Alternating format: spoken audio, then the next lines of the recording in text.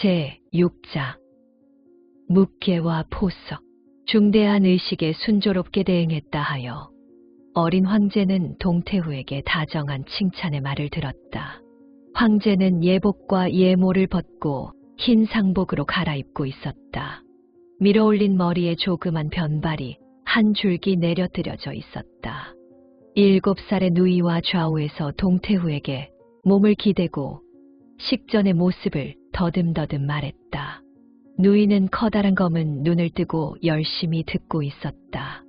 그대는 육숙을 기억하고 있나요? 얘기가 끝나자 동태후가 물었다. 처음에는 잘 몰랐지만 나중에 알았어요. 어째서 처음에는 몰라보았나요? 육숙의 모습이 전과는 달라서요. 그리고 옷도 달라져 있었고요. 바보로군. 지금은 상복을 입고 있는 거예요. 다른 사람들도 전과는 다르잖아요. 옷의 모양도 이상했어요. 뒤쪽에 띠가 2개나 있었는걸요. 그것은 충효대 띠예요. 육숙은 여행용 복장이었으니까. 그래서 충효대를 하고 있었겠지요. 충효대가 뭔데요? 크면 알게 돼요. 지금은 말해줘도 알 수가 없을 테니까요. 그런데 육숙은 그대에게 인사를 했습니까? 안 했어요. 육숙은 울음을 그치고 나서 나에게 인사를 하려고 했는데 유객부가 못하게 말리고 끝까지 배례를 시키지 않았어요. 벌써 어시가 있었으니까 하면서 데리고 와주었어요. 탁자의 다른 한쪽에 걸터 앉아 있던 서태후가 듣고 의아해했다. 액부가 그대에게 뭐라고 했어요? 어린 황제는 생모의 큰 소리에 놀라 겁을 집어먹고 동태후 뒤쪽에 쭈그리고 숨었다. 그리고는 띄엄띄엄 말했다. 유객부는 어시가 있었으니까. 말이 채 끝나기도 전에 서태후는 쏘아붙였다. 어시라니요? 유지겠지. 유객부가 말한 것은 친족에게 괴배를 면제하는 유지였던 것이다. 그녀는 동태후에게 말했다. 들으셨습니까? 이런 것조차도 모르니 대체 어쩐답니까? 동태후는 그녀를 달랬다. 아직 어린 거려. 조금씩 깨우치게 될 거예요. 아직 6살밖에 안 되었는데 무엇이 유지인지 알 턱이 없지 않겠어요? 노는 것만 좋아해서. 서태후는 다시 황제를 노려보았다. 동태후는 분위기를 부드럽게 하려고 어린 황제의 귀를 잡아당기면서 말했다. 어머, 어디서 어시 같은 것을 생각해냈나요? 왜 제비집이라고 말하지 않았어요? 어린 황제는 부끄러운 듯이 웃었으나 누이가 자기 얼굴을 손가락으로 비비대면서 놀렸기 때문에 약이 올랐다. 마침 그녀에게 화풀이를 하려던 참이었기 때문에 눈을 똑바로 뜨고 소리쳤다. 무엇을 하고 있느냐? 내가 알 바 아니다. 어린 황제는 말문이 콱 막히자 자포자기가 되었다. 창피를 주면 용서하지 않겠다. 이 누이는 생모보다는 오히려 서태후를 닮아서 반응이 재빨랐다. 조그만 입술을 꽉 다물고 물었다. 너는 창피가 뭔지 알고 있어? 어린 황제는 화가 나서 손을 쳐들고 실력 행사로 나오려고 했다. 한가운데에 동태후는 싸움을 말리려고 했다. 옥신각신 밀고 당기고 있으려니까 서태후가 낮은 소리로 일갈했다. 그만두지 못하겠어. 서태후는 백사의 발이 걸린 창밖으로 시선을 보내고 있었다. 동태후가 물으니 육야가 오셨습니다. 하고 대답했다. 쌍이가 발을 들었다. 육야가 오셨느냐? 하고 동태후가 말했다. 네.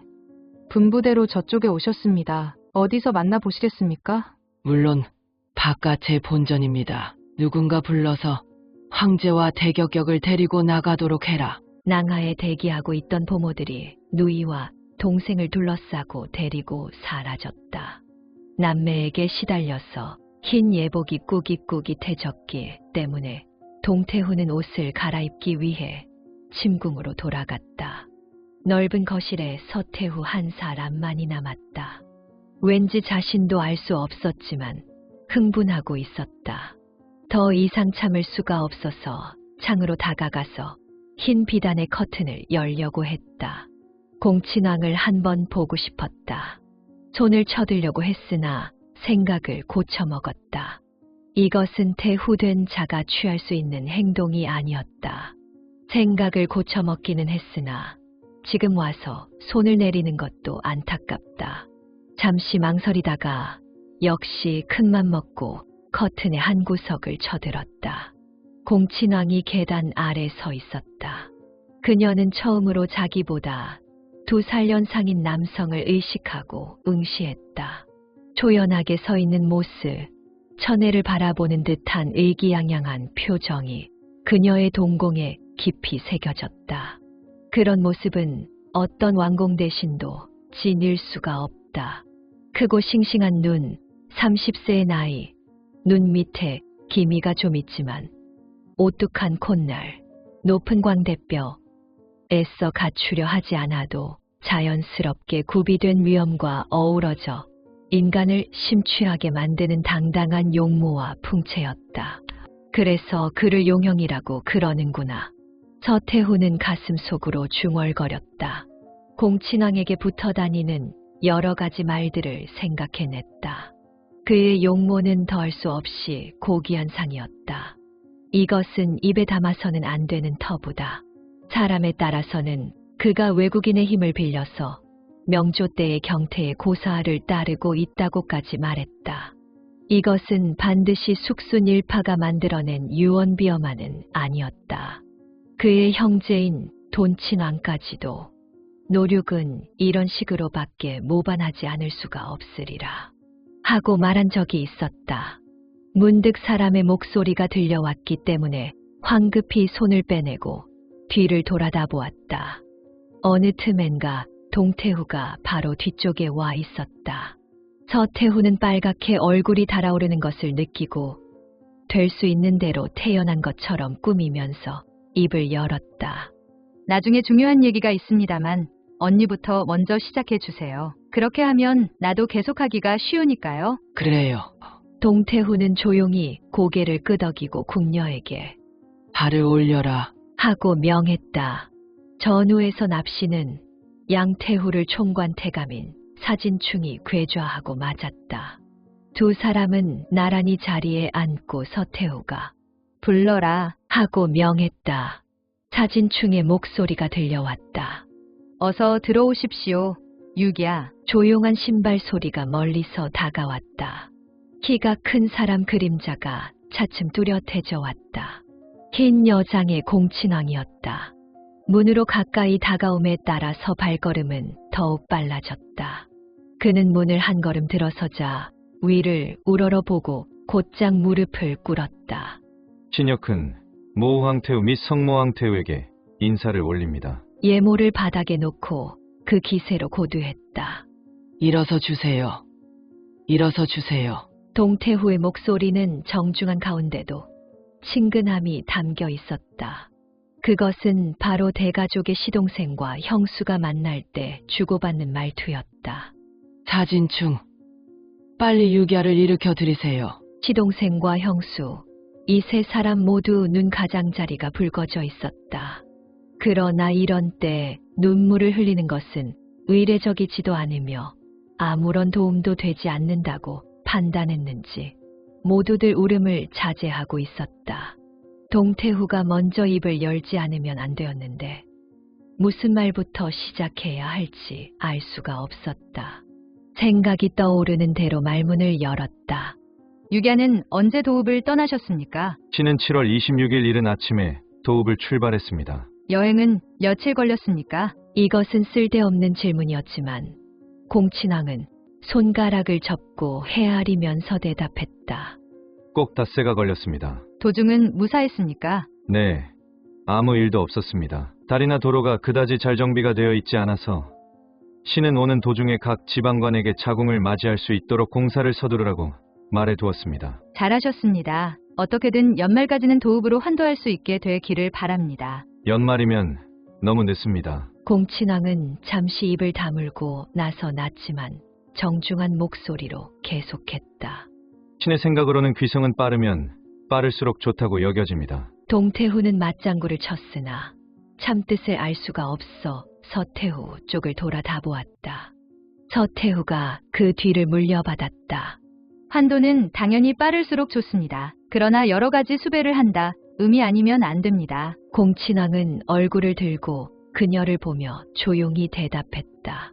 북경은 대단히 평온합니다. 물가가 다소 올랐습니다만 그것은 황제의 거처가 밖에 있어서 민심이 불안하기 때문입니다. 일단 회란하시면 민심도 안정되고 물가도 자연히 내려갈 것입니다. 그렇겠지요. 서태후는 그렇게 말하고 나서 자기 과시적인 거짓말을 입에 담았다. 대행 황제가 아직 세상에 살아 계실 적에 나도 같은 것을 몇 번이나 권했었습니다. 대행 황제도 내 말이 옳다고 동감하고 계셨습니다. 그러나 대행 황제는 외국인과 같은 곳에서 사는 것은 싫다고 하셔서 지금과 같이 늦어지고 만 것입니다. 외국인도 도리는 알고 있습니다. 그들을 감싸고 있는 것은 아닙니다만 우리들 가운데 기아대야와 비하면 훨씬 낫습니다. 도리를 알고 있다면 좋습니다. 다만 두려운 것은 일단 귀성한 다음에 다시 무리한 난제를 들고 나오는 것입니다. 절대로 그런 일은 없을 것입니다. 신이 보증합니다. 만일 그와 같은 일이 일어난다면 부디 신의 죄를 물어주시기 바랍니다. 공친왕이 가슴을 두드리며 말하자 서태후는 고개를 끄덕이고 동태후에게 의논했다. 유야가 이렇게 말씀하시는 이상 역시 도읍으로 빨리 돌아가는 편이 좋을 것 같군요. 그럼 언제로 할지 의논을 합시다. 너무 빨리 옮기기에는 시간이 없으니 아무래도 다음 달이 좋겠지요. 서태후는 공친왕에게 다시 의논하자고 말했다. 태우가 말씀하시는 대로 어차피 다음 달이라고 생각됩니다만 그것도 빨리 정해주시면 북경 쪽에서도 준비를 하기 쉽습니다. 북경에서는 대행 황제의 유명에 대해서 뭐라고 말하고 있습니까? 간단하게 대답할 수는 없는 질문이었다. 우선 유명이란 무엇인가를 분명히 해두지 않으면 안 된다. 고명팔 대신의 지명 외에 특별히 논의할 만한 유명은 없다. 짐작은 같지만 경솔하게 말로 표현할 수는 없었다. 태우님, 송구스럽습니다만 어느 유명에 대해서 말씀하시는지 가르쳐 주시겠습니까? 어떤 건이 있다는 것입니까? 눈앞에 있는 제도에 대해서 말고 공친왕은 좌우를 힐끗 보고 대답하지 않았다. 누군가가 다가왔다. 쌍회였다. 나전 세공의 검은 쟁반에 뚜껑이 달린 찻잔을 2개 얹고 있었다. 유야에게도 올려라. 동태후가 명하고 의자를 1개 더 가져오게 했으나 공친왕은 앉지 않고 커다란 소리로 말했다. 서태우님께 말씀드립니다. 고명이란 조상으로부터 전해 내려온 제도이기 때문에 신으로서는 함부로 이것을 논의할 수 없습니다. 공친왕은 말을 끝내자 비로소 의자에 앉았다. 다소 서태후의 기대에 벗어난 대답이었지만 잠시 생각해보면 별로 이상해할 것도 없었다. 이런 대사를 솔직히 얘기할 수 있는 것도 아니고 오히려 그녀의 묻는 방법에 함축성이 결여되어 있었다. 그래서 그녀는 차를 한 모금 마시고 나서 지나가는 말처럼 물었다. 나는 잘 모르겠습니다만 봉작에는 세습을 해서 바뀌지 않는 은전이 있습니다. 고명대신 쪽은 어떻게 되어 있나요? 평생 그 자리에 있는 것입니까? 이것은 분명히 의문이다. 공친왕은 깊이 생각한 다음에 대답했다. 사람을 쓰는 권한은 주상이 가지고 계십니다. 다만 선조로부터 곧 명되어진 자에 대해서는 전관 예우가 주어집니다. 중대한 과실만 없으면 평생 보전이 가능합니다. 동태후는 시종 고개를 끄덕이고 있었고 서태후도 납득했으나 중대한 과실이라는 한마디에 차간했다. 아니, 단순한 과실만으로도 족하다. 그녀는 밖을 살폈다. 궁전의 뜰은 깊고 넓었지만 그래도 목소리를 낮추어 물었다. 만일 고명대신에게 과실이 있다면 제거하지 않으면 안 됩니다. 그 경우 어떤 규칙에 의거해 처치를 하는 것입니까? 노련한 공친왕도 말이 막혔다. 인용할 만한 전례가 얼른 떠오르지 않았다. 그는 머뭇거리면서 말했다. 이것은 대단히 어려운 문제입니다. 고명 대신은 직접 주상의 명을 받들어 정무를 처리하는 탓으로 면직의 상유가 나왔다 해도 그들의 손을 거치게 됩니다. 도중에서 늑장을 부리게 되면 일은 시끄러워지게 됩니다. 그런 일이 일어나면 항명위지이고 반역이 되는 것 아닙니까? 공친왕은 입을 다물었다.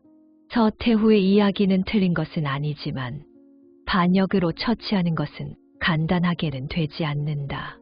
이 2 글자는 가볍게 입에 담아서는 안 된다. 서태후는 대행 황제를 대신해서 기껏해야 며칠 동안의 상주문을 본 것에 지나지 않는다. 지식에는 한도가 있다. 서태후는 모든 일을 지나치게 안이하게 보고 있다. 그녀가 경솔하다면 자신도 따라서 경솔해져서는 위험하다. 그는 일단 태도를 보류했다. 그러나 서태후는 그렇다고 해서 자신의 태도를 보류하지는 않았다. 더욱 깊이 파고들어왔다. 유기야, 이곳에는 집안 사람들밖에 없습니다. 무슨 말이든 해도 좋습니다. 우리들 자매의 눈이 미치지 못하는 점이 있다면 부디 말씀해 주시기 바랍니다. 마음을 합쳐서 서로를 돕는다는 이야기라면 동태후는 무엇이든 찬성이었다. 그렇습니다. 유기야, 바깥의 일을 우리들은 잘 알지 못합니다. 그대가 가르쳐주지 않는다면 평생을 어리석게 지내게 될지도 모릅니다. 공친왕은 얼마간 질려서 주춤했다. 양위태우, 정중한 말씀 송구스럽습니다. 이미 언급하고 계시지만 신으로서도 꼭 한 말씀 드리고 싶은 것이 있습니다. 반역은 누구도 감히 범하려고는 생각하지 않으리라고 믿습니다만 만일 반역의 증거가 없는데도 불구하고 반역자로 처치하게 된다면 그때는 부디 관용을 베풀어 주시기 바랍니다. 이것은 서태후를 심하게 나무라는 것이나 다름없었다. 그러나 그녀도 보통 내 길은 아니었다. 그것에 거스르지 않을 뿐 아니라 교훈을 흔연히 받아들였다. 그렇습니다. 유기야는 과연 깊이 통찰하고 계시는군요. 그러나 되풀이 말하지만 만일 정말로 그런 일이 있다면 어떻게 처치하시겠습니까? 방법은 하나밖에 없습니다. 친족, 귀족, 중신을 소집한 다음에 명령의 취지를 명시합니다. 더구나 사전에 손을 써서 따르지 않으면 안 될 상태로 만들어 두어야 합니다. 서태후는 깊이 고개를 끄덕이고 목소리를 한층 더 낮추고 물었다. 유기야, 안덕회를 만나셨습니까? 신은 만나지 않았습니다. 보윤이 만났습니다. 공친왕은 여기까지 말하자 일어섰다. 친필의 의지는 읽어보았습니다. 밀서의 건을 꺼냈으나 안에 쓰여진 대사에 대해서는 언급하지 않았다. 공친왕은 언급하고 싶지 않았고 서태후 쪽도 들고 나올 수가 없었다. 서로들 표면으로는 침묵을 지키고 뱃속에서는 열심히 궁리들을 하고 있었다. 이른바 대사에 대해 공친왕은 문상, 보윤과 되풀이 연구하여 구상은 완성되어 있었다. 정권을 장악하려면 우선 숙순을 쓰러뜨리지 않으면 안 된다. 숙순을 타도하기 위해서는 먼저 고명을 취소하지 않으면 안 되었다. 그러나 태후의 수렴섭정은 가법에 어긋났다. 천하의 대반대를 초래하는 일을 자신 쪽에서 먼저 꺼내는 것은 마음이 내키지 않았다. 하물며 양태후 앞에서 그것을 꺼내는 것은 더더욱 싫었다. 그의 인품이 그런 행동을 용서하지 않았다. 그러나 서태후는 달아오를 대로 달아올라 있었다. 당장이라도 그대가 정권을 장악하라. 내가 수렴을 하겠다고 거래를 하려 들지도 모른다. 그러나 그녀도 공친왕을 잘 알고 있었다. 명령이라면 무엇이든지 듣는 범용한 인물은 아니었다. 단도직입적으로 말하면 말할수록 경멸을 당할 뿐이다.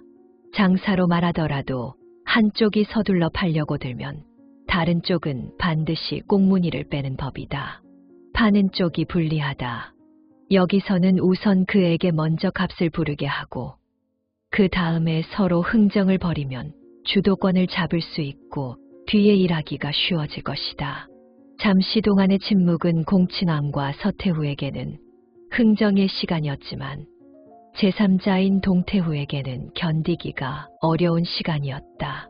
동태후는 이 어색함을 어떻게든 깨뜨리고 싶었다. 온우한 그녀는 지금이 공친왕에 대한 동정을 나타내는 좋은 기회라고 생각했다.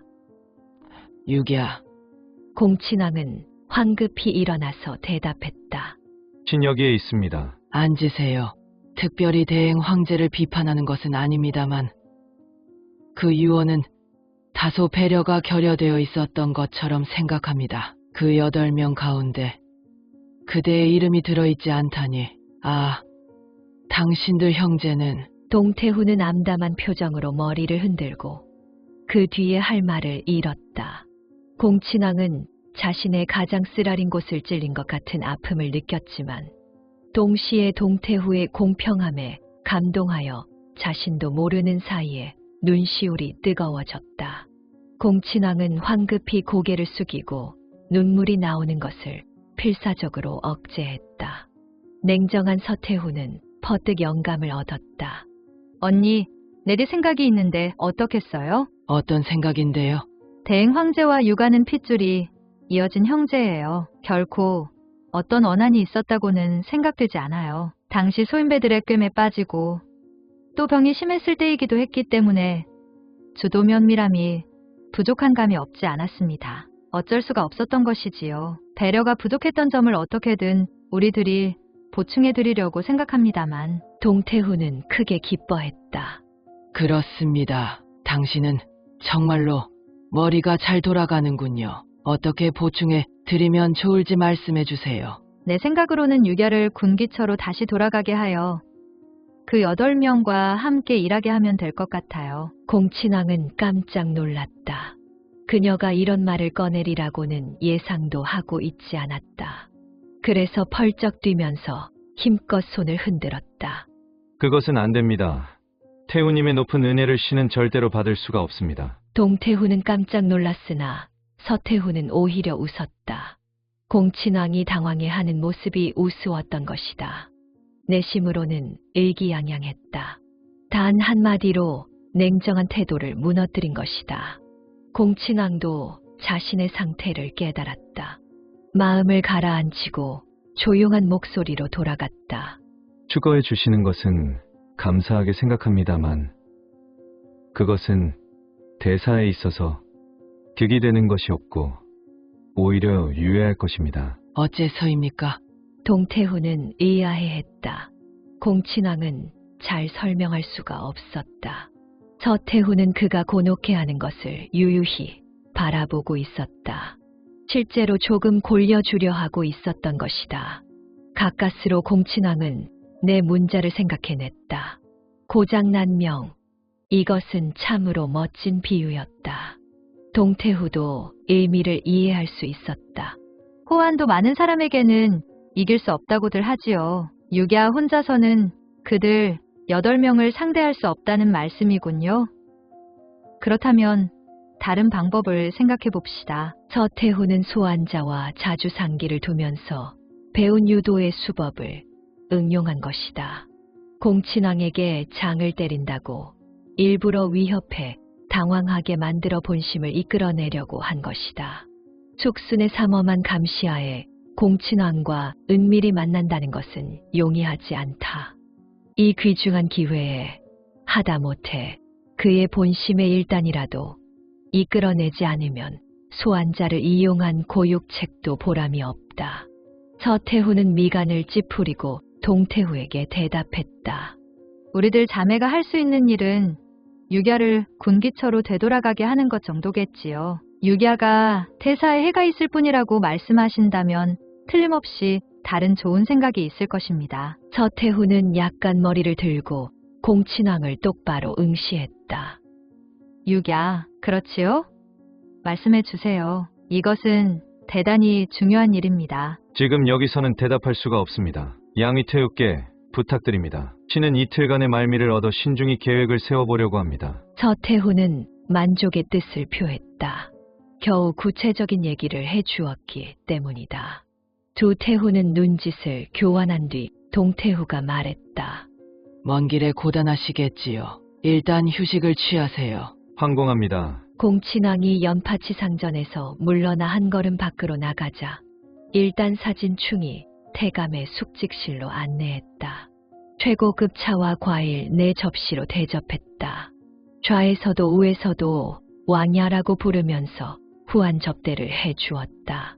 공친왕은 그 의미를 알고 있었다. 돈을 원하고 있는 것이다. 그런데 신발 깔창 밑에 숨겨둔 은표를 꺼내보니 2장밖에 없었다. 1만 양과 5천 양짜리였다. 보통 때 같으면 이런 때 100냥이나 200냥 정도만 주면 충분할 것이다. 그러나 수행원이 없으니 다른 잔돈을 가져오게 할 수도 없었다. 그러나 꼭 필요한 지출이었으므로 마지못해 5천냥 쪽을 사진층에게 건네주었다. 모두들 나눠서 신발이라도 사신 거라. 사진은 5천이라는 두 글자를 얼핏 보고 한순간 어리둥절했으나 금세 만면에 웃음을 띠고 2번 청한의 예를 드렸다. 그리고 몸을 돌려 커다란 소리로 말했다. 모두 이리로 와라. 왕의 행하에 인사를 드려라. 태감들은 그의 얼굴색을 보고 금액의 크기를 알아차렸는지 줄줄이 모여들었다. 질서정연하게 두 줄로 늘어서서 사진을 선두로 일제히 청한의 예를 했다. 모두가 물러가자 사진충은 몸을 굽히고 작은 소리로 말했다. 축중단께서 전하는 말씀이 계셨습니다. 물러나오시면 부택 쪽으로 오시라는 말씀이십니다. 이국문 입구에 포장마차가 기다리고 있습니다. 알았다. 곧 가겠다. 밤에는 제가 거처로 인사차 찾아뵙겠습니다. 만일 태우님께서 뭔가 말씀이 계실 경우 수시로 알려드리겠습니다. 그 태도의 공친왕은 그 5천냥은 비싼 것이 아니라는 것을 알았다. 오지 않아도 된다. 와도 만나지 않겠다. 위에서 얘기가 있다면 내가 궁전에 왔을 때 하거라. 알겠습니다. 끼실 일이 있으시면 무엇이든지 하명해 주십시오. 사진층은 자신이 직접 공친왕을 이국문까지 전송하고 공친왕이 포장마차에 탄 뒤에도 다시 청안을 했다. 축순 저택에서는 주인이 중문을 열고 몸소 마중을 나왔다. 함께할 손님들도 벌써 모두 모여 있었다. 8명의 고명 대신 외에 공친왕의 형인 돈친왕, 동생인 순친왕까지 주객 합쳐서 11명이었다. 각기 평상복으로 갈아입고 수각에서 잡담을 하고 있었다. 미처 자리를 잡고 앉을 새도 없이 종자가 호부의 관리가 도읍에서 중요한 공무로 도착했다고 알려왔다. 축수는 나무라는 듯한 말투로 말했다. 소중한 손님이 와 있는 것을 모르는가? 공무라면 관청으로 만나러 오라고 왜 말하지 않았느냐?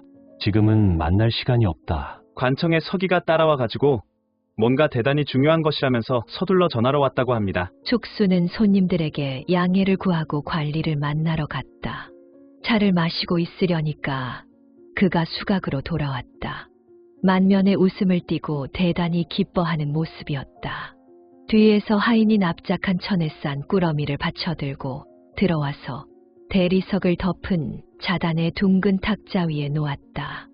꾸러미를 펼치니 동전 한 개가 놓여 있었다. 축수는 커다란 소리로 공친왕에게 말했다. 노륙, 이 동전의 모양을 좀 보아주게. 그러자 모두가 우르르 탁자로 모여들었다. 개원 후에 새로 주조된 새 동전의 견본이었다. 장질의 운남동으로 만들어진 대전으로 한쪽은 한문, 다른 쪽은 만주문이며 한자에 내 문자는 기상중보였다. 손에 들어보니 묵직한 것이 사람들을 만족시킬 수 있을 것 같았다. 공친왕은 놀라고 한편으로 경계했다. 축순이 일을 처리할 때는 명쾌하고 과감했다. 근본의 이 건도 참으로 신속해서 개원의 조칙이 나오고 며칠도 되지 않았는데 벌써 새 동전의 주조를 시작한 것이다. 그의 업무에 대한 대처는 진지하고 감탄할 만했다. 더구나 새 동전이 유통되기 시작하면 물가는 내려가고 서민은 득을 본다. 모든 방면에서 칭찬을 받고 그의 지위는 더욱더 견고해질 것이다. 공친왕은 크게 경의를 표하고 나서 물어보았다. 새 동전은 언제부터 내놓을 생각인가? 규칙에 따르면 기상 원년부터 쓰기 시작해야 하지만 지금은 시중에서 경화의 부족이 심각하네. 지금은 임기응변의 조치를 취할 수밖에 없지. 즉위식이 끝나는 대로 유통시킬 생각일세. 그러면 어린 주상의 즉위를 축하하는 의미도 될 테니까 나의 이런 생각을 어떻게 생각하나? 대단히 좋은 생각일세. 이렇게 되면 빨리 도읍으로 돌아가지 않으면 안 되겠군. 그것은 당신이 일을 하기에 달렸지. 어째서? 공친왕은 아연했다. 그 지위에 있지 않으면 정사를 꾀할 수가 없다고 하지 않는가? 나의 일과는 관계가 없을 텐데 당신이 재경의 조정의 총책임자이니 당신이 그곳을 잘 다스려야만 비로소 도읍으로 돌아갈 수 있는 것 아닌가? 아니, 그건 또 무슨 뜻인가? 내게 어딘가 잘못된 구석이라도 있다는 것인가?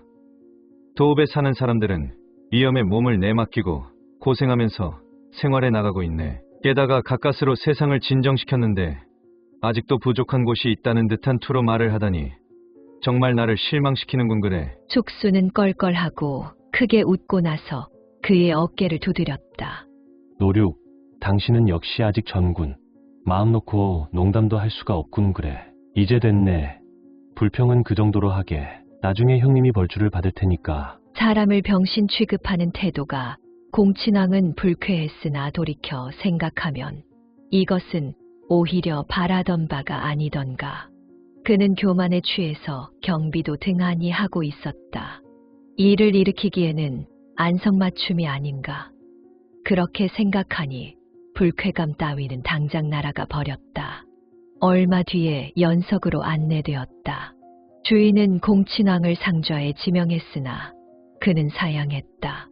자귀, 배분연령으로 보자면 정친왕 단화가 상좌에 앉아야 하지만 정친왕과 숙수는 배다른 형제이며 정친왕은 절반은 이 자리의 주인이기도 했다.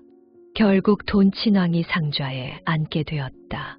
돈친왕은 자기 주장이 없어 공친왕이 사양하자 당연한 것처럼 그곳에 앉았다.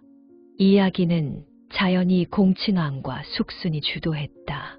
조금 전에 사소한 말다툼이 두 사람의 가슴에 경계심을 불러일으키고 있었다. 그래서 정무에 관한 얘기는 피하고 모두에게 지장이 없는 잡담이 벌어졌다. 기하의 귀족은 종일 한거하며 내용이 없는 풍월의 한담으로 세월을 보내는 것이 이상이라고 일컬어진다. 얘기는 단화의 코담배에서 골동품으로까지 옮겨갔다. 이렇게 되면 재원의 동무대다. 이현 친왕 윤상은 세종 헌왕제의 가장 신임이 두터운 동생이었다. 막대한 하사품이 있고 몇 세대를 거치면서 골동 서화류의 수집이 막대한 양에 이르렀다. 재원은 자기 집의 진품을 자랑했다. 그의 얘기에 따르면 아직 표장도 하지 않은 사왕의 산수화가 얼마든지 있다고 했다. 이런 얘기는 친왕이나 군왕들에게는 그다지 신기하지 않지만 두한 광원 초우영들에게는 부럽기 짝이 없는 것이었다. 회식은 4시간 정도나 걸렸다. 공친왕은 제일 먼저 자리를 일어나 숙순이 전송하겠다는 것을 고사하고 숙소로 돌아왔다. 공친왕은 혼자서 이리저리 궁리를 했다. 숙순의 본심은 꿰뚫어 볼 수가 없다. 서태후만 하더라도 그 표정이나 말투로는 만만치 않은 상대이다. 지금까지 확실히 그녀를 과소평가하고 있었던 것 같다. 삼품관 이상의 관료들이 수레나 말을 타고 차례차례로 공관으로 찾아와 아련을 신청했다.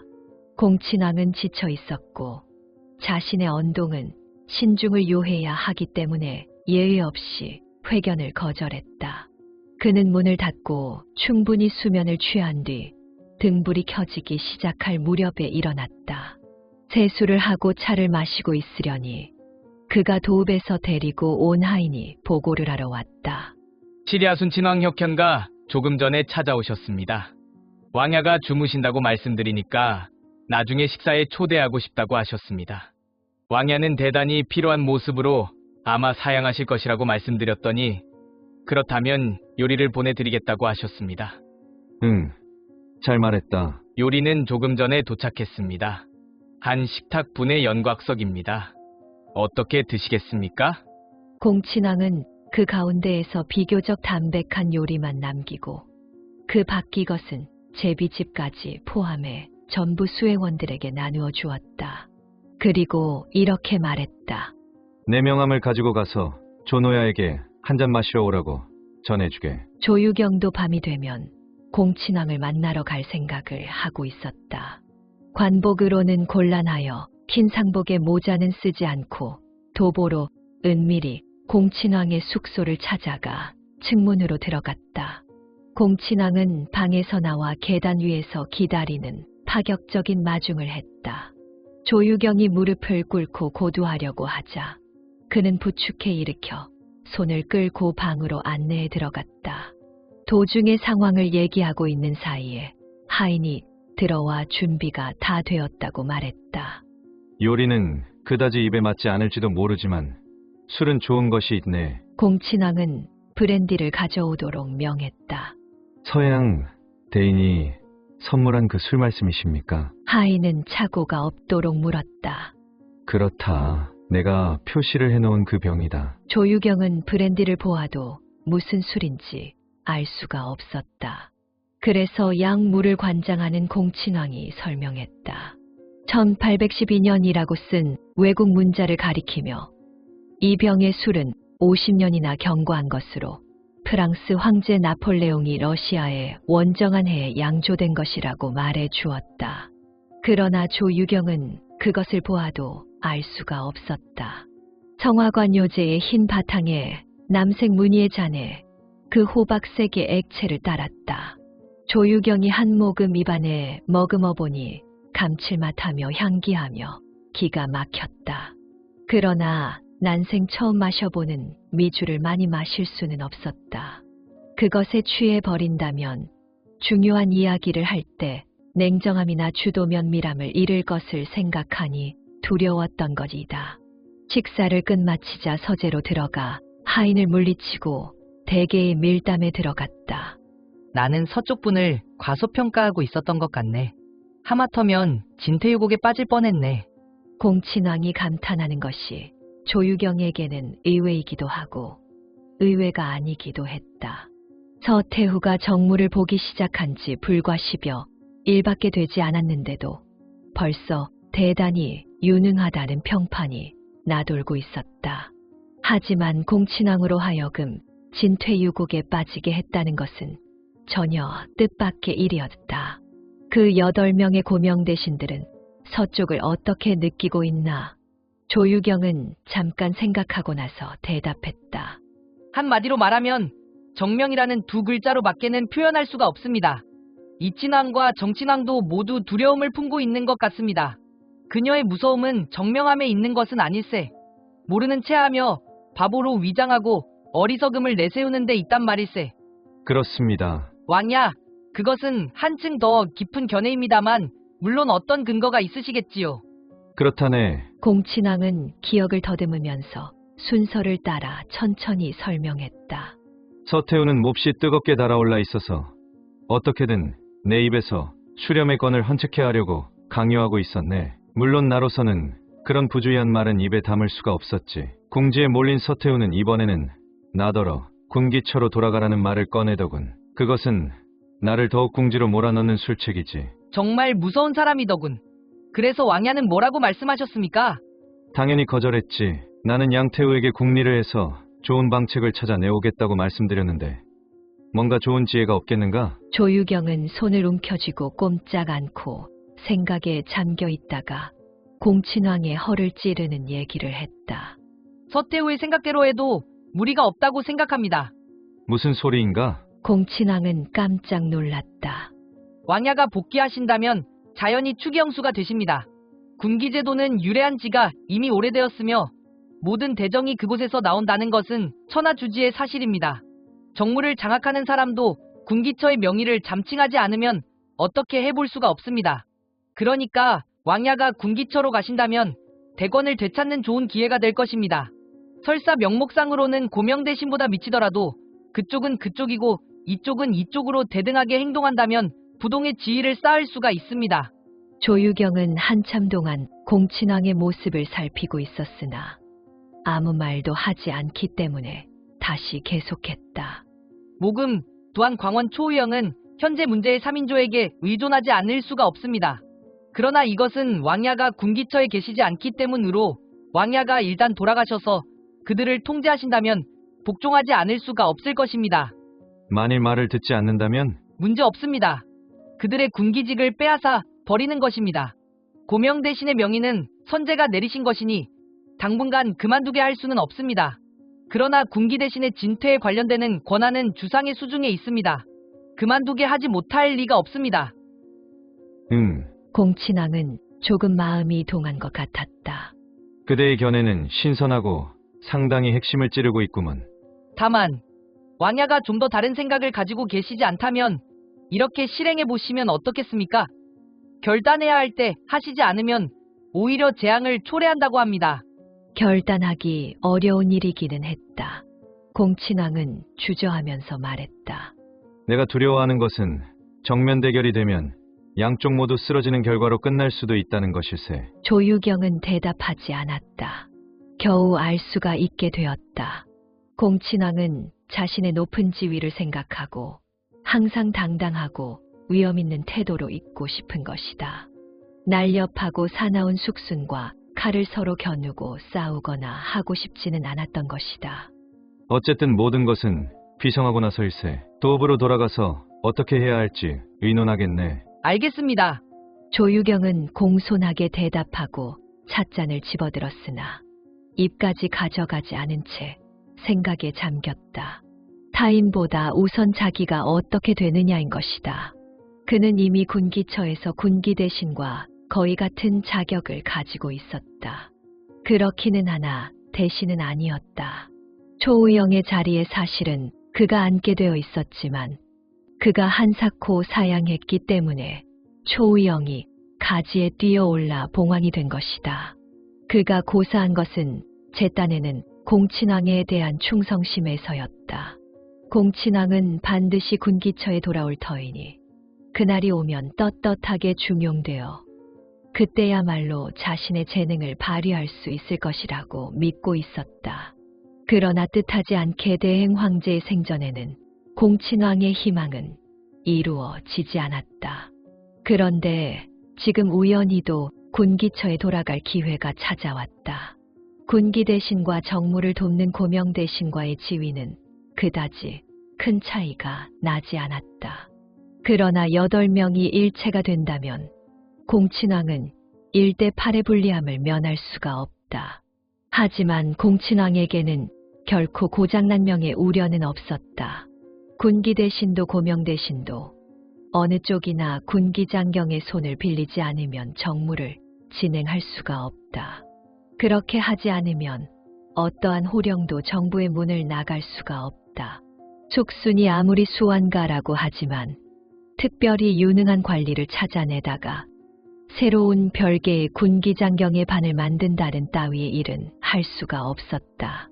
그러니까 공친왕도 무서워할 것은 없는 것이다. 그가 표면에 서서 조유경의 군기장경으로서의 인망 재능, 영향력을 구사하면 되는 것이다. 서서히 고명 대신들을 밀어내서 직함만 있는 유명무시한 존재로 만들어 버린다면 대권은 군기처로 되돌아온다. 올바른 궤도에 올려놓을 수가 있다고 조유경은 자신감을 가지고 있었다. 물론 그러기 위해서는 거센 충돌을 거치지 않으면 안 된다. 공친왕 자신이 갑옷을 입고 적진으로 뛰어들 각오가 없는 이상 그도 어떻게 할 수가 없었다. 그렇게 생각하자 맥이 탁 풀려버렸다. 왕야에게 부탁이 있습니다. 무대의 중심은 이미 북경으로 옮겨가 있으니 다음 반에 교대를 할 때 어떻게든 저를 북경으로 돌아갈 수 있도록 다시는 열하로 돌아가지 않아도 되도록 손을 써 주시기를 부탁드립니다. 그것은 또 무슨 일인가? 이곳에 있는 게 싫다는 것처럼 들리는데 그렇습니다. 어째서인가? 왕야도 알고 계시다시피 저는 그들의 눈엣 가시로 매우 난처한 입장에 놓여 있습니다. 알고 있다고 하면서 공친왕은 일어서서 잠시 생각하고 나서 그의 어깨를 두드렸다. 꽤나 울분이 쌓여 있을 걸세. 나도 그것은 잘 알고 있네. 그러나 나를 위해서 앞으로 당분간만 참고 견뎌주기 바라네. 이처럼 위로를 받는다면 조유경도 감격하지 않을 수가 없었다. 서서 직립의 자세로 말했다. 황야, 과분한 말씀이십니다.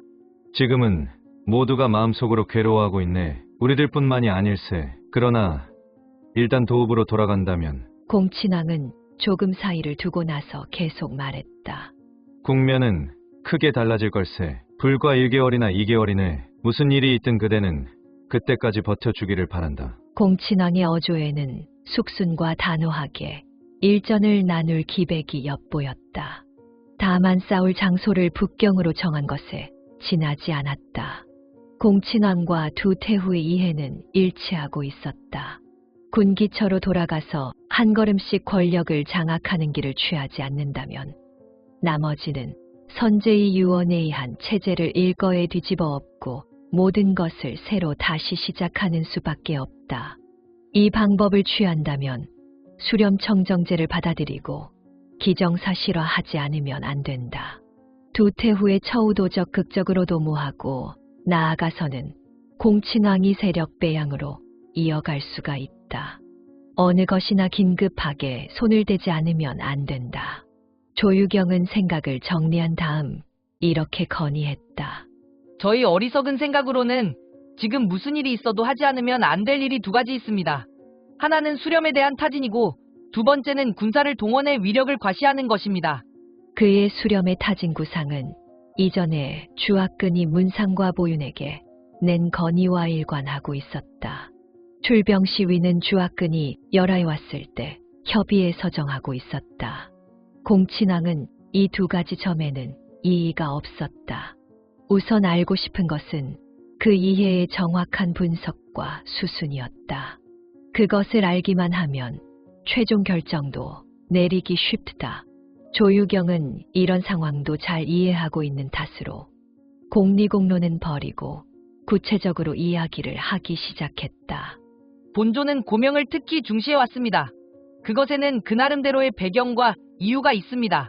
개국시 초에 아직 제실의 기초가 굳어지지 않았기 때문에 친족귀족을 등용해서 어린 황제를 보필하게 했습니다. 이것은 태조의 사패르기 대정을 합의한다는 유지에 따른 것으로 이것에 의해 영구히 증원의 터전을 쌓아올리려고 한 것입니다. 훈공이 크게 있었던 왕공 대신과 협동해서 천하를 다스리는 것입니다. 그러나 이 방법은 본시 농락의 의미도 있었으니 앞으로도 계속해 나가는 데는 불충분했습니다. 공친왕은 이 이야기에 크게 흥미를 느꼈다. 이 300년 전의 옛날에 제왕이 병립하여 사대 페르기 대정을 공동으로 처리하고 있었으나 태조가 붕어하자 다행히 대선이라는 유력자의 용립이 있어서 태종은 처음으로 대권을 혼자 장악할 수가 있었다. 또 다이고는 효장태후와 어릴 때부터 함께 궁중에서 산중마고우라고 할 수 있는 사이였다. 그는 제위를 손에 넣을 수 있는 입장에 있었으나 효장태후가 낳은 어린 태자를 세워 황통을 확립시켰다. 대청조의 개국 역사에는 무수한 은원연루와 비밀이 숨겨져 있습니다. 심한 것에 이르러서는 태후아가의 전설까지 있습니다. 걸륭일의 여러 가지로 실록을 삭제하거나 개찬하거나 한 탓으로 공친왕도 대부분의 진상은 모르고 있었다. 지금의 조유경이 폭로해 이제야 미망에서 깨어나는 느낌이 들었다. 앞으로도 계속 나가기에는 불충분하다는 등의 얘기는 대담하기 짝이 없었다. 옹정, 걸륭조의 시대라면 목이 날아갈 얘기였다. 밀실에서 상대가 공친왕이니까 서슴없이 얘기할 수가 있었던 것이다. 자신의 이야기가 효과가 있었다고 본 조유경은 한 걸음 더 깊이 밀고 들어갔다. 태후의 수렴은 지금까지도 있었습니다만 이 점이나 결점은 요컨대 집정한 은중신의 능력에 달려있다는 것입니다. 공친왕은 고개를 끄덕이고 한나라 초여후가 정권을 잡았던 사실을 상기했다. 황제 유씨의 일족이 다수 살해되었으나 원로와 옛 신하가 전후해서 재상이 되었기 때문에 국정은 부패하지 않았다. 최후에는 유씨의 자제가 원로와 중신의 도움을 얻어 한나라의 천하를 회복했다. 여후의 음험함과 잔인함을 가지고서도 그랬을 정도이다. 공친왕은 서태후가 여후보다 더 강적이라고는 믿지 않았다. 열쇠는 태후에게 있는 것이 아니라 집정에게 있습니다. 태후가 현명한가 현명하지 않는가는 일시적인 것에 지나지 않습니다. 공친왕은 조유경의 뜻이 있는 곳을 이해했다. 수렴섭정이 조제에 맞지 않는다든가 태후가 조정에 임해서 대권을 장악하면 통제하기가 어려워진다고 하는 그런 문제는 아닌 것이다. 양태후의 섭정이란 그가 정권에 오르기 위한 디딤돌에 지나지 않는다. 장래의 정치 방식을 결정하는 것은 오로지 공친왕 자신에게 달려있는 것이다. 자네의 가르침은 잘 알아들었네. 공친왕은 겸허하게 말했다. 이때 그는 정말로 결심을 했다. 멀리서 하인이 큰 소리로 전했다. 순친왕이 찾아왔다. 비단을 씌운 손촛불을 든 자의 안내를 받아 낭하를 빠른 걸음으로 왔다. 조유경은 공친왕을 대하듯이 자유롭게 행동할 사이가 아니어서 서둘러 방을 나가 계단 위에서 기다렸다. 손을 늘어뜨리고 청안에 예를 하고 인사를 했다. 칠왕야께서는 잘 지내셨습니까? 고개를 숙이고 걸어온 순친왕은 그 목소리를 듣고 비로소 깨달았다. 설마 조유경이 이곳에 있으리라고는 예기치 못했던 모양으로 잠시 어안이 벙벙해 있었으나 곧 고개를 끄덕이고 말했다. 아, 타겨. 자네도 여기에 와 있었는가? 노칠, 하고 공친왕이 방 안에서 불렀다. 왜 그렇게 신경을 써서 제비집의 연애 요리 같은 것을 다 보내주셨는가? 만주 귀족은 예의를 중시한다. 순친왕은 조유경에게 답례를 할 틈도 없이 서둘러 방으로 들어가 청안을 했다. 정중한 인사가 오고 가고 아무리 봐도 형제가 만나고 있는 것처럼 보이지는 않았다.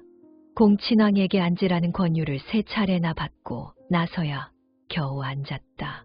조유경은 양친왕의 맞은편에서 그들의 이야기를 듣고 있었다. 순천왕은 북경에 있는 친척들에 대한 근황을 한 사람 한 사람씩 물었으며 공친왕은 귀찮아하지 않고 대답했다. 이것은 기인의 습관이기는 하지만 조유경으로서는 따분하기 짝이 없었다. 그러나 두 사람을 찬찬히 비교해 볼 수 있는 좋은 기회가 되었다. 이 배다른 형제는 나이는 8살 차이가 났지만 보기에는 18살 정도 차이가 나는 것 같았다. 공친왕이 늙어 있는 것이 아니라 순친왕이 너무나도 어리게 보였기 때문이다. 천박한 데다가 눈과 코가 지나치게 가까이 붙어 있고 입술은 두텁고 말려 올라가 있었다. 언제나 열등의식에 사로잡혀 있는 것 같은 모습이고 아무리 잘 봐주려고 해도 고귀한상하고는 거리가 멀었다. 순친왕은 갑자기 흥분하기 시작했다. 육가, 당신이 오셨으니 어떻게든 결착을 내주세요. 그 숭륙이라는 자, 사람을 아주 바보 취급하고. 공친왕은 그 커다란 소리에 미간을 찌푸렸다. 그리고 손을 한 번 흔들더니 고개를 돌려 조유경을 힐끗 곁눈질했다. 조유경은 몸을 구부리고 작은 소리로 불렀다. 칠왕야. 순친왕이 돌아보는 것을 기다렸다가 손을 약간 흔들며 말했다. 벽에도 귀가 있다고 하옵니다. 순친왕은 얼마간 당황해하면서 연상 고개를 끄덕였다. 공친왕이 태연한 얼굴색으로 그를 빤히 쳐다보았다. 그 모습은 오히려 화를 내지 않아도 위험이 가득 차 있었다. 형제라고는 하나 꽈갑 도당해 순친왕은 고개를 떨구고 말았다. 그대는 금년에 22세다. 분가 독립해서 결혼도 했네. 근무도 1년 이상이나 했고 그런데도 어째서 그대는 언제까지나 그렇게 들떠만 있는가? 큰일을 맡아 하기는커녕 그래서는 의논도 할 수가 없겠구나. 말투는 매우 온건해서 마치 날씨 이야기를 하고 있는 것 같았으나 훈계는 굉장히 엄했다. 손님 앞에서 꾸중을 들어서인지 순친왕은 얼굴을 붉히고 땅속으로 기어들어갈 것 같은 모습이 되었다. 조유경은 좌시할 수가 없어서 변명해 주려 하다가 순친왕이 자기 때문에 대답을 못하는 것을 알아채고 얼른 일어나 하직을 고했다. 주인은 굳이 붙잡지 않고 그 대신 눈짓을 했다. 그것은 내일 다시 의논하자고 하는 암묵적인 합의였다. 조유경이 떠나자 형제의 이야기는 스스럼이 없어졌다. 공친왕은 솔직하게 물었다. 북경에서 들은 얘기로는 오야는 내가 모반할 것이라고 말하고 있다던데 정말 그런 얘기가 있는가? 순친왕은 대답하기 힘들어하다가 잠시 생각한 다음에 왜 새삼스럽게 물으시는 것입니까? 오야가 어떤 버릇이 있는지 모르고 계시는 것도 아닐 텐데요. 하고 말했다. 공친왕은 웃고 그 이상은 더 추궁하지 않았다.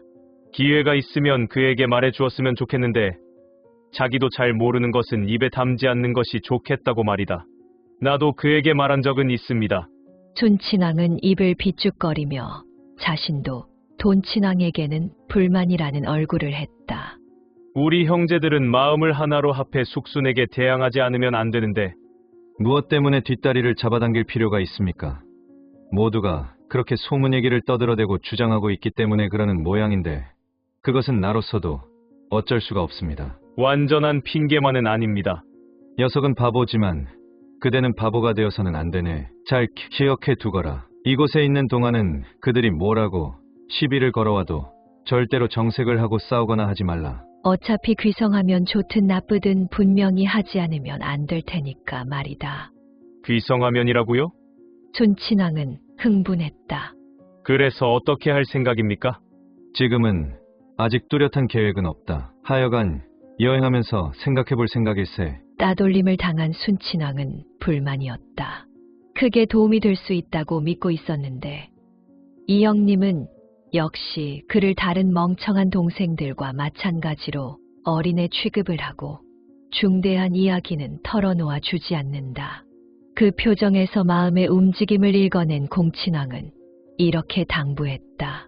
서둘러서는 안 된다. 그대가 나의 소중한 동지라는 것은 잘 알고 있네. 그런데 솔직히 말해서 아직은 나 자신도 어떻게 해야 좋을지 아직 결정을 못 내리고 있는 상태라네. 생각이 굳어지면 그대가 등장할 차례가 돌아올 걸세. 단순한 순친왕은 다시 또 완전히 흥분해버렸다. 숙순을 타도하면 당연히 공친왕이 권력의 자리에 앉고 그때는 결코 지금과 같은 격식만의 어전대신은 아니게 될 것이다. 그는 재능은 없으나 뜻만은 컸다. 팔기친군을 정돈해서 강병으로 단련해낸다. 창업의 조상의 무용에 따라서 철기가 이르는 곳을 종횡무진, 가는 곳마다 적수를 찾아볼 수 없을 정도까지는 안 되더라도 최소한 기치를 선명히 하고 무기도 뛰어나고 병마가 모두 충실하고 사기왕성하게 만든다. 그렇게 되어야 비로소 병영의 출두를 게을리하고 훈련하는데 대리자를 될 수 있는 한 빨리 찾아내고 반란군을 보면 재빨리 도망친다는 식의 오명을 씻을 수가 있을 것이다. 그는 장래를 꿈꾸고 있었으나 형은 거꾸로 과거로 거슬러 올라가 있었다. 공친왕은 서글픈 듯이 말했다. 어째서 선제는 최후까지 나를 만나려 하지 않고 임종의 임에서도 한마디 말씀도 남겨주시지 않았던가? 이것도 저것도 모두 다 숙순의 짓입니다. 순친왕은 개친왕 면유가 순친왕들을 데리고 병문안을 하러 참상했으나 한두 마디 얘기를 하고는 숙순에게 쫓겨난 이야기부터 대행 황제의 붕어 전후의 상황을 자세하게 설명했다. 공친왕은 다만 한숨만 지을 뿐이었다. 대행 황제가 우리들에게 등을 돌리셨다고 해도 우리들은 변명할 여지가 없는 짓을 해서는 안 됩니다. 아마 아버지가 남기신 기업을 계속 굳건히 지켜나가지 않으면 안 됩니다. 그것은 옳은 말이다. 우리들 형제가 이런 마음을 가지고 있는 한 대청의 천하는 반드시 유지할 수가 있을 걸세. 추상적인 이야기지만 의미는 굉장히 깊었다. 순친왕은 만족감에 젖어 형이 말을 똑똑히 마음속에 새겼다. 그럼 이제 그만 쉬십시오. 나는 아직 며칠 더 이곳에 있을 테니 다시 얘기를 하자. 공친왕은 그를 낭하까지 전송하고 소리를 낮추어 당부했다. 이제부터 무슨 일이 있거든 조유경을 통해 그대에게 알리도록 하겠다. 만일 궁중에서 무엇인가 전해지거든 그대도 타교에게 전해주기 바란다. 공친왕의 생각이 예기치 않게 조유경의 영감과 일치했다. 조유경도 순친왕의 신분을 이용해 극히 안전한 궁중과의 비밀 통로를 만들 수 있다고 생각했던 것이다. 준왕복지는 서태후의 친동생으로 궁중에 출입을 해도 별로 이상할 것이 없었다. 순친왕은 또한 일반적으로 무게가 없는 인물이라고 생각되고 있었다. 비밀 정보를 전달하는 통로로는 그야말로 하늘에서 내려준 선물 같은 존재였다. 조유경은 이제 공친왕이 더 이상 궁중에 들어가 서태후에게 직접 회답할 필요가 없다는 것을 깨달았다. 사람들을 물리치고 1시간이나 2시간을 대담한다면 누구나 다 이상하게 생각할 것이다.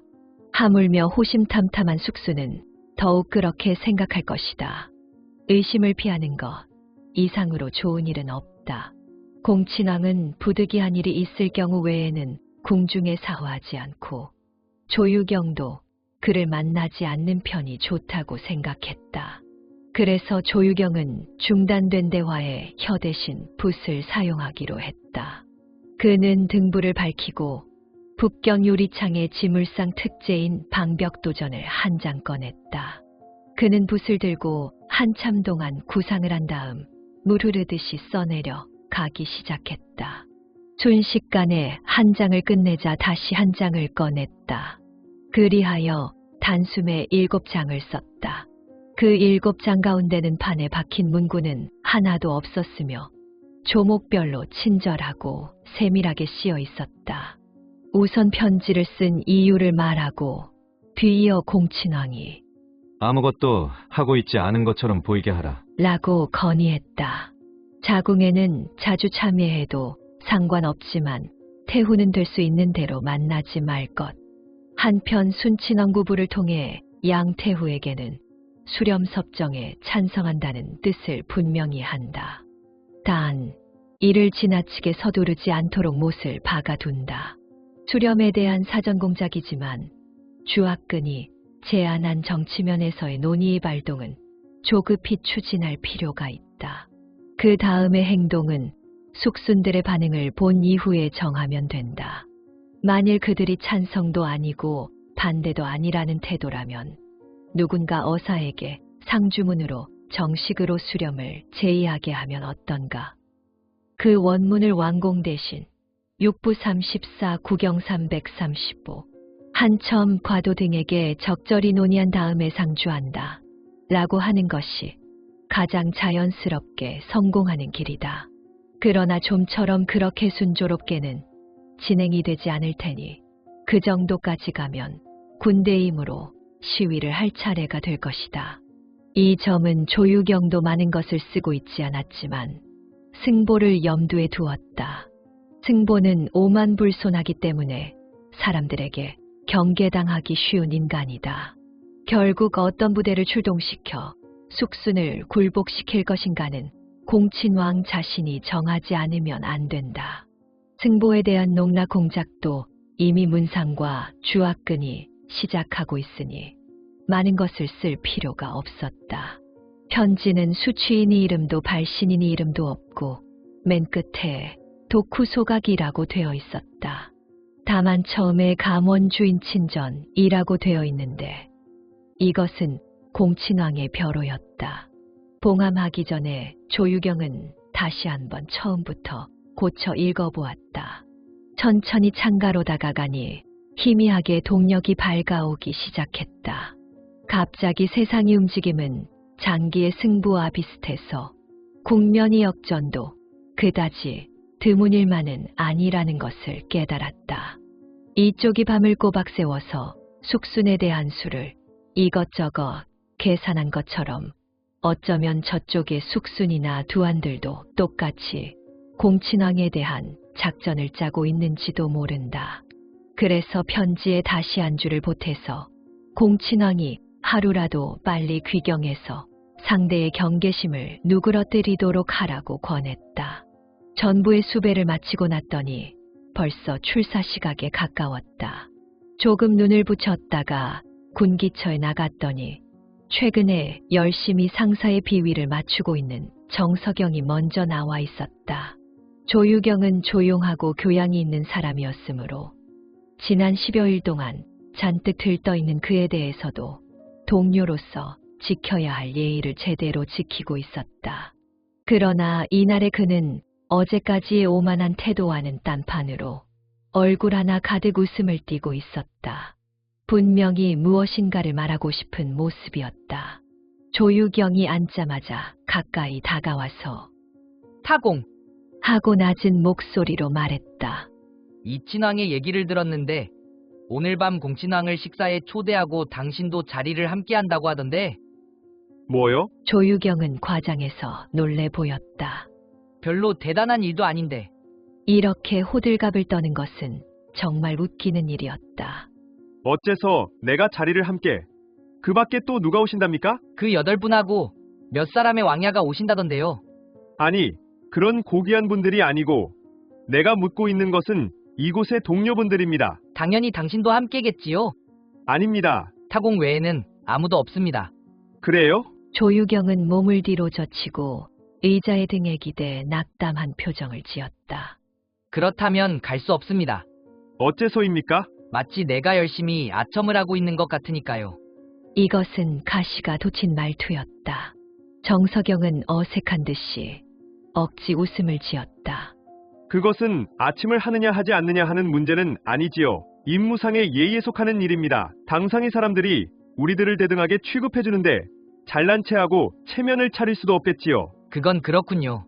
조유경은 문서를 들척이면서 더 이상은 얘기하고 싶지 않다는 신용을 해보였다. 정석영도 재미없다는 듯이 우물거리다가 저쪽으로 가버렸다. 그러는 사이에 군기 대신이 전부 모여 전날에 내려온 상주문을 점검했다. 관례대로 행하라, 해당 부서에서 심의하라, 서두를 필요 없다 등등. 특별히 위에서의 주의 환기도 없고 평온무사했다. 조유경은 그래서 그 편지를 어떻게 비밀리에 공친왕에게 전달할 것인가에 대해 신경을 썼다. 궁리를 하고 있는 사이에 이친왕 재원의 심부름꾼에게 불려나갔다. 건너편 방에 이친왕과 정친왕 단화가 기다리고 있었다. 이친왕은 몇 가지 공무를 지시한 뒤에 말했다. 타겨, 오늘 밤 공친왕을 식사에 초대했는데 참석해주지 않겠는가? 국장이 일도 있고 해서 정식연애는 아니라 초대장은 생략하네. 당신은 좀 일찍 와주게. 우리 모두 모여 상의할 일이 있으니까. 알겠습니다. 조유경이 물러나려고 하자 다시 불러 세웠다. 잠깐 기다리게. 왕소학은 왜 그러는가? 뭔가 불만이라도 있는 모양인데. 왕소학이란 왕증을 가리키며 그는 군기장경 가운데서는 최고 고참이었다. 그러나 그의 희망은 이곳이 아니라 밖으로 나가는 것이었다.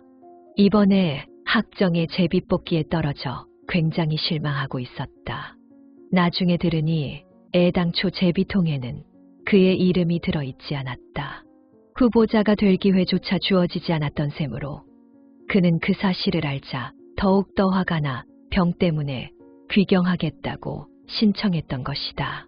조유경은 그 경위를 전부 다 알고 있었다. 그러나 있는 그대로를 대답한다면 상사의 반감을 살 것은 뻔한 일이므로 감싸 줄 수밖에 도리가 없었다. 특별히 불만이 있다고는 생각되지 않지만 몸이 아프고 기분도 좋지 않아 그다지 사람들을 만나고 싶어 하지 않는 것처럼 보일 뿐입니다. 부디 왕야 이친왕께서 휴가를 보내주실 수는 없겠습니까? 휴가를 주는 것은 상관없겠지만 구태여 북경으로 돌아갈 것은 없을 걸세. 이곳에서 병을 고치면 될 것 아닌가? 어쨌든 회란의 날도 가깝고 하니까. 그럭저럭 오해도 풀린 것 같아서 조유경도 안심하고 자기 방으로 돌아와 즉시 붓을 들어 왕증에게 출근할 것 없음 자택에서 요양하도록 하고 알려주었다. 이어서 이친왕에게서 지시받은 몇 건의 공무를 하달하고 있으려니까 중요한 편지를 공친왕에게 전달하는 것을 깜빡 잊었다는 것을 깨달았다. 벌써 퇴청 시간이었다. 이 편지는 순친왕을 통해 전달하는 것이 제일이지만 자신이 직접 순친왕을 방문할 수가 없어 누군가에게 위탁할 수밖에 없었다. 그때 마침 동료인 허경신이 업무의 상담을 하러 찾아왔다. 그라면 기밀을 함께 할 수 있었다. 더구나 그는 순친왕이 마음에 들어서 자주 왕래하고 있는 사이였다. 그에게 부탁하면 꼬리를 잡히지 않고 해낼 수가 있다. 그래서 아무도 없을 때를 골라 속삭였다.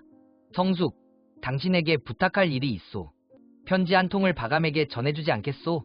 바감이라니, 그게 누굽니까? 허경씨는 어리둥절해했으나 내밀어진 편지의 봉투에 감원주인이라고 쓰여있는 것을 보고는 호련히 깨달았다. 그가 말하는 것은 순친왕이었다. 보통 동료들 사이에서는 왕공 귀족의 벼루 같은 것은 사용하지 않았으므로 금세 생각이 나지 않았던 것이다. 더구나 이런 때에 한해서 공친왕이나 순친왕 이 장명을 쓰지 않고 벼로를 사용한다는 것은 틀림없이 사람들의 이목을 피하는 밀서일 것이다. 알았습니다. 바감에게 부탁해 전달해달라는 것이군요. 그렇소. 편지 내용을 지금 설명할 시간은 없지만 언젠가 집에서 상세히 얘기해주겠소. 알았다고 허경 씨는 흰 봉투에 그 편지를 넣고 팔을 흔들며 멀어져 갔다. 조유경이 집에 돌아와서 옷을 갈아입고 있을 때 허경 씨의 심부름꾼이 편지를 가지고 왔다. 간단히 몇 마디 쓰여 있었다. 의뢰하신 건 처리 완료. 상대방에게 직접 수교하셨음. 지금쯤 읽고 있을 것으로 사료됨. 이 짧은 소식에 조유경은 안심했다. 순친왕은 그 편지의 중요성을 이해하고 즉각 공친왕에게 전달한 것이리라. 이 비밀 통로의 또 한 사람, 허경신이 가담해 물샐 틈 없는 태세가 되었다. 조유경은 기뻐서 견딜 수가 없었다. 조유경은 낮잠을 자고 나서 일찍 서둘러 이친왕의 저택으로 갔다. 먼저 광원과 초우영이 와 있었다. 이 두 사람은 찬양정무의 고명 대신을 겸하는 군기 대신으로 최근에 순풍에 돛단 듯해서 이래도 열의가 담겨 있었다. 그를 보자 친근한 채 보였으나 득이양양함은 숨길 길이 없었다. 조유경은 바보 취급을 받는 것 같아 상대하고 싶지 않았지만 예의 없는 행동을 할 수도 없고 해서 난처하기만 했다. 다행히 손님이 계속 도착했기 때문에 그들은 접대로 나서서 겨우 방면되었다. 불이 켜질 무렵 주객인 공친왕이 도착했다. 그는 한 사람 한 사람 인사를 하고 마지막에 조유경 앞으로 왔다. 조유경은 특히 주위에서 공친왕의 눈빛을 보고 있었으나 아무런 표시도 없었다. 그러는 사이에 평상복으로 갈아입고 잡담이 시작되었다. 그러자 공친왕은 물담뱃대를 집어들고 촛불에 갖다 대 불을 붙였다. 동시에 눈을 돌려 조유경과 시선을 합쳤다. 조유경은 이해했다. 공친왕은 그의 편지를 읽고 부탁한 대로 읽은 후에 소각해 버린 것이다. 그는 마음속으로 안심했다. 그 편지가 만일 돌고 돌아 숙순의 손에 건너가기라도 한다면 대사는 물거품이 될 뿐만 아니라 대의옥으로서 맨 먼저 공격 대상이 되는 것은 다름 아닌 자신인 것이다. 그날부터 3, 4일 동안 공친왕은 응대에 눈코 뜰 새가 없었고 양태후의 부르심도 없었다. 다만 궁중에서 전해진 정보에 의하면 순왕 복진이 문안을 들이러 참내했다는 것이다. 이것도 분명히 공친왕이 밀서 속의 건의를 받아들였기 때문이 틀림없다고 조유경은 기뻐했다. 물론 그는 표면상으로는 어디까지나 신중했다. 그 후로는 공친왕과 만나지도 않고 편지도 쓰지 않았다. 할 이야기가 있으면 모두 순친왕을 통해 전달했다. 반면에 허경신과의 왕래는 더욱더 빈번해져 갔다. 본씨 사이가 좋은 동료 관계였으므로 공사를 불문하고 빈번하게 왕래를 해도 특별히 사람들의 눈은 끌지 않았다. 조유경의 입장에서 보면 허경씨는 단순한 배달인이 아니었다. 전체의 계획에 그의 의견도 반영되어 있었다. 특히 공친왕에 대한 지지를 얻어내는 방책에 대해서는 깊고 견실한 견해를 갖고 있었다. 게다가 그는 순친왕과 긴밀한 관계에 있었으므로 가까운 계열의 친족 귀족의 동향에 대해서도 조유경보다는 잘 이해하고 있었다. 그뿐만이 아니었다. 허경씨는 타인이 미치지 못하는 장점을 지니고 있었다. 특히 군사 정황에 대해서는 그가 가장 정통했다. 전략을 지령하는 유지는 전적으로 그의 담당이었기 때문이다. 애당초 숙순이 선제의 신임을 얻고 중용된 것은 그가 만주인과 한인의 구별 없이 재능 중심으로 사람을 임용하고 전례에 구애받지 않고 중국번, 좌종당 호리밍 및 상군을 지지해왔기 때문이다. 상군이 이기면 그의 공적으로 더욱더 성망을 높인다. 따라서 이 방면의 평가 대책은 허경신이 가장 적임자라는 얘기였다. 그는 이렇게 경고했다. 최근에 안희성 쪽은 잘 싸우고 있으며 안경도 얼마 뒤면 함락할 수 있을 거요. 승전 소식은 궁등숙순의 성망을 높여줄 뿐이고 또 새 동전이 유통되기 시작하면 물가도 떨어질 것입니다. 그렇게 되면 천하의 사람들은 숙순 한 사람밖에는 염두에 없으니 점점 더 처치하기가 힘들어질 것입니다. 그 말이 맞소. 하고 조유경은 심각한 표정으로 응수했다. 적을 가볍게 보아서는 안 됩니다. 거사는 빠를수록 좋습니다. 각 방면 정신을 바짝 차리고 서두를 필요가 있습니다. 공친왕은 곧 돌아가신다고 들었는데요. 나도 들었소. 7이나 8일경이라던가요. 한어 쪽은요. 다음 달이 될 것이요. 일설에는 3일, 13일이나 23일이라는 설도 있소. 도로와 다리의 수복 상황을 본 다음에 정할 모양이요. 순친왕을 만나서 잊지 말고 재촉하는 것이 좋을 거요. 위에서도 틀림없이 앞으로 한두 번 공친왕과 만나실 것이요. 그가 귀경하기 전에 환호 날짜를 결정하게 하는 쪽이 좋을 것이요. 공친왕이 이곳에 계시는 동안 꼭 해야 할 일이 있어요. 돈친왕과의 감정에 앙금을 풀어버릴 방법은 없을까요? 그렇소. 형제의 이해가 일치하기만 하면 밖에서 파고 들어갈 여지는 없어집니다. 앞으로 수렴회기가 나왔을 때 왕공 대신의 회의에서의 돈친왕의 발언은 신분으로 볼 때 상당히 무게가 있을 테니까요. 게다가 원로나 중신이 모이면 우선 자신들 형제의 단결을 생각할 것이요. 그러나 형제가 화해하라고 입으로 말하는 것만으로는 안 되고 그러기 위해서는 어떤 구체적인 방법이 필요하오. 안에서는 돈친왕이 공친왕에게 감사하게 하도록 만들고 밖에서는 사람들에게 이 형제에게는 애당초 의심 같은 것은 있을 턱이 없다고 믿게 만드는 거요. 이것이 상책이라는 것입니다. 나에게도 한 가지 계책이 있어요. 공리상의 대신 속에 돈친왕이 들 어있지 않지요. 그래서 공친왕이 직접 주상해서 돈친왕도 끼어 달라고 말하게 하면 어떻겠습니까? 그것 참 좋은 생각이로군요. 자연스러운 형태로 화해하게 하는 거예요. 아무리 돈친왕이 바보라 해도 공친왕이 자신의 체면을 존중해 준다는 것을 알게 되면 그도 남의 체면을 생각해서 입을 조심하게 될 것이요. 이러한 방법을 정해서 순친왕에게 설명하자 그는 대찬성이었다. 우연히도 그 이튿날 두 태후가 친족 귀족을 차와 식사 모임에 초대하게 되었다. 일종의 가족 회식과 같은 형태로 황제와 장왕녀를 숙부들에게 소개하기 위한 것이었으나 동시에 공친왕과 다시 한번 만나는 기회를 만들려는 목적도 있었다. 친척들 사이에 인사가 있고 나서 얘기가 국사로 옮겨가게 되자 장왕녀는 보모가 데리고 돌아갔다. 황제는 두 사람의 젊은 숙부 종왕혁이와 부왕혁혜에게 매달려서 뒤뜰로 귀뚜라미를 싸우게 하는 놀이를 하러 갔다. 궁전 안에는 양태후와 돈친왕 혁종과 공친왕, 순친왕밖에는 남아있지 않았다. 먼저 동태후가 공친왕에게 물었다. 유기야, 언제 돌아가기로 하셨나요? 그가 일어서서 신은 하고 말을 시작하자 그녀는 손을 흔들고 23일이라고 한다면 23일로 좋습니다. 이곳에는 다른 사람은 없으니까 가족끼리 예의로 하십시다. 앉으세요. 앉으세요. 하고 만류했다.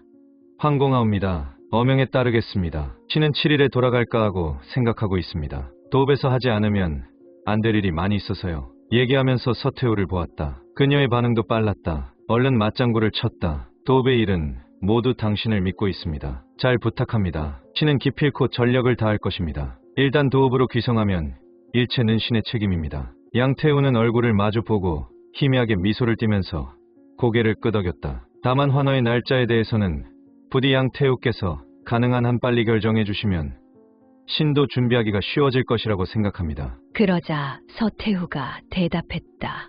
흠천감은 3가지 날짜를 골라왔습니다. 우리들 자매는 9월 3일로 하고 싶습니다. 그러나 어제 숙순에게 물어보았더니 도로를 경계하고 대공이 지나가는 길과 다리를 수리해야 되기 때문에 아무리 서둘러도 앞으로 50일은 걸린다고 합니다. 그렇게 되면 빨라도 9월 23일이 됩니다. 23일이라고 한다면 23일로 좋습니다. 하고 돈친왕이 끼어들었다. 부디 양이 황태우께서 조속히 명발을 내려주시기를 바랍니다. 그렇게 해두면 나중에 가서 변경하거나 연기하지 못할 것입니다. 간혹 돈친왕도 이런 기민한 발언을 하는 것이었다. 공친왕은 재빨리 동의했다. 돈친왕의 주상은 지극히 당연합니다. 양이 황태우께서는 부디 간합해 주시기를 바랍니다. 서태후는 동태후를 보면서 말했다. 좋습니다. 내일 당장이라도 유지를 써오라고 말하겠습니다. 공친왕은 다시 기회를 포착해서 계속 말했다. 자궁을 맞이하는 날은 이것으로 결정되었으니 크고 작은 용건에도 손을 대지 않으면 안 됩니다. 틀림없이 사람이 손이 부족할 것이기 때문입니다. 어떻겠습니까? 돈친왕을 공리상의 대신으로 추가 지명해 주시기 바랍니다. 양이 황태후의 성제를 부탁드립니다. 그것은 좋소. 당연히 그래야만 합니다. 동태후가 즉각 대답했다. 명부를 보고 나는 의아하게 생각했습니다. 왜 오야의 이름이 들어있지 않은가 하고 말이에요. 그녀는 서태후를 돌아다보고 말했다. 어때요? 오야의 이름을 추가하게 합시다. 알았습니다. 그렇게 하겠습니다. 돈친왕은 도대체 무슨 일이 일어났는가 하고 어리둥절해하자 순친왕이 속삭였다. 오가 사은의 인사를. 제정신이 든 돈친왕은 황급히 일어났다. 길고 헐렁한 소매를 걷어올리고 얼른 한 걸음 앞으로 나와서 세련되게 절을 했다. 신혁송, 고두의 예를 가지고 은혜를 감사. 이제 됐어요. 고두 같은 것은 그만둡시다. 동태후가 제지했으나 그는 그래도 고두했다. 이것은 형식에 들어맞는 올바른 예였으나 그가 내친 김에 몸을 돌려 공친왕에게도 깊숙이 절을 했기 때문에 모두들 어안이 벙벙해졌다. 공친왕은 당황해서 몸을 옆으로 비키며 말했다. 오가 도대체 왜 이러시는 것입니까? 노륙, 추천해 주셔서 두터운 정이 몸에 스며듭니다. 우리들은 진짜 형제입니다. 절대로 다른 사람들의 중상 같은 것은 고지 듣지 말기를 바랍니다. 공친왕은 겸연쩍어하며 뭐라고 말하면 좋을지 대답에 궁했다. 서태후가 한마디 했다. 오야는 생각한 대로 솔직히 말씀하시는군요. 시원스러운 분이시군요. 양궁 황태후는 소리를 내어 함께 웃었다. 그 웃음소리로 그들 형제의 감정적인 앙금도 사라졌다. 서태후 또한 즉위 날짜에 대해서 새 친왕에게 의논했다. 짱이가 받쳐들고 온 안갑에 한 장의 붉은 종이가 들어있었다. 돈친왕에게 건네지고 얼핏 보니 흠천감이 신황제의 즉위 날짜 후보를 천거한 서류였다. 첫 행에는 10월 9일 갑자 유시오 후 1시에서 3시 대길, 그 뒤에 두 행은 11월의 대길 날이 적혀 있었다. 돈친왕이 다시 한번 희한한 재빠름을 나타냈다. 갑자 날이 좋지 않겠습니까? 선택할 필요도 없습니다. 이날로 정하시면 좋겠습니다. 공친왕은 자신의 손에 건너왔을 때 즉각 이해했다. 금천감은 누군가에게 지시를 받았는지 자발적인 아첨이었는지 서태후의 탄생일인 10월 10일 전날을 천거한 것이다. 자신이 낳은 자식이 즉위하고 그 다음 날이 성모황태후의 만수의 날. 여자로서 그 이상의 행복이 또 있을까?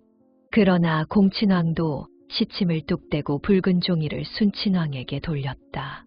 순친왕은 즉각 말했다. 즉위의 대전은 빠른 쪽이 좋으리라고 생각합니다. 하물며 10월 9일은 대길의 날이니까요. 짱이가 붉은 종이를 돌려놓자 서태후는 더할 수 없이 기분이 좋았다. 다만 공친왕이 아무 말도 하지 않는 것이 마음에 좀 걸려 물었다. 유기야, 당신은 어떻게 생각하십니까? 질문을 얘기하고 있던 공친왕은 천천히 대답했다.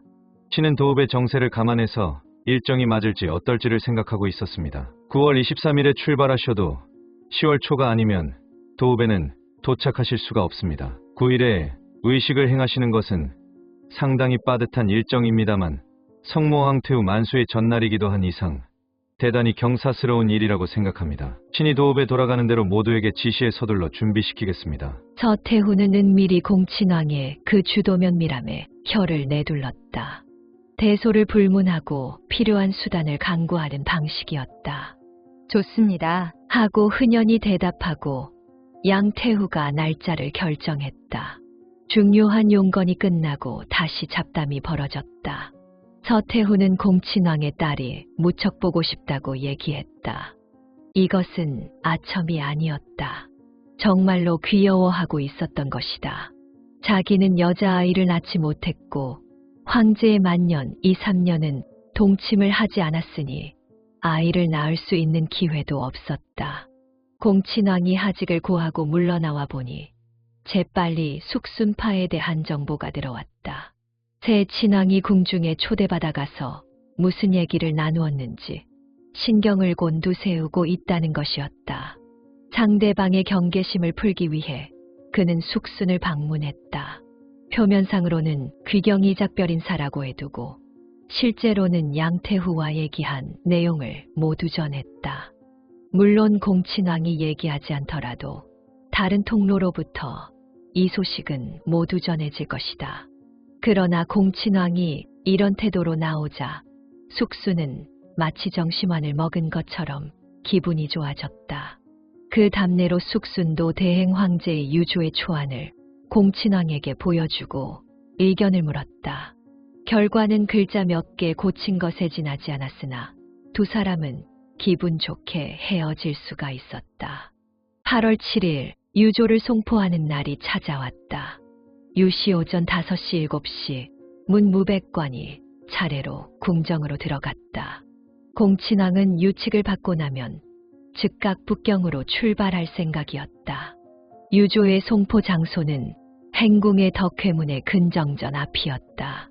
이것은 대행 황제의 유지이며 의식은 대단히 엄숙했다. 진초각 오전 7시를 조금 지난 시각에 왕공, 친족 귀족, 문무대신이 모두 자기와 품급에 따라서 정렬했다. 이윽고 황제가 출어했다. 근정전의 처마 밑에 마련된 긴 책상 앞에 서쪽을 향해 섰다. 찬양정 무대신인 이친왕 제원이 유조를 들고 왔다. 황제는 무릎을 꿇고 받아들고 황색의 긴 책상 위에 내려놓고 삼고수의 예를 행했다. 뒤이어 제원도 똑같이 공손하게 배례하고 다시금 유조를 건네받자 황제 전용인 한가운데에 길을 퇴거해 갔다.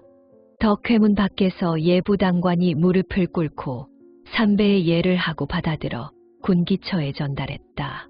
그곳에서 내각으로 가져가 천하에 송포하는 것이다. 공친왕은 모두와 함께 배례하고 그 길로 단박경성전으로 가 대행황제의 영전에 작별을 고했다. 술을 바치고 애도의 뜻을 담아 오랫동안 묵도했다.